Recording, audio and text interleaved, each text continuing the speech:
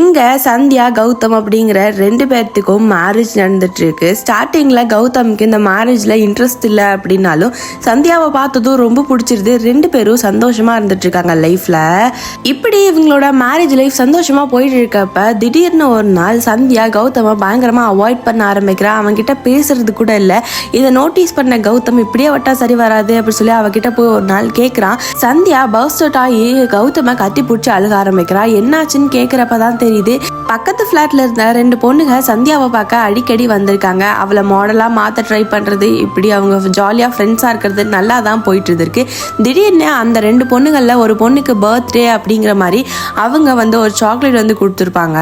சந்தியாக்குமே 5 star ரொம்ப பிடிக்கும் அப்படிங்கறதுனால கொடுத்ததுமே சாப்பிட ஆரம்பிச்சிடறா. சந்தியா மயக்கமாயிட்டா அப்படி சொல்லி தெரிஞ்சதுமே பக்கத்து பிளாட்ல ரொம்ப நாளா சந்தியா பின்னாடி சுத்திட்டு இருந்தவன் திடீர்னு சந்தியா கிட்ட தப்பா நடந்துக்கிறான்.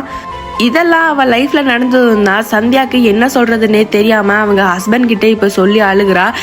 இதெல்லாம் தாங்கிக்க முடியாம ஹஸ்பண்ட் கிட்ட சொல்லிட்டு சந்தியா அதே இடத்துல தற்கொலையும் பண்ணி இறந்தும் போயிடுறா.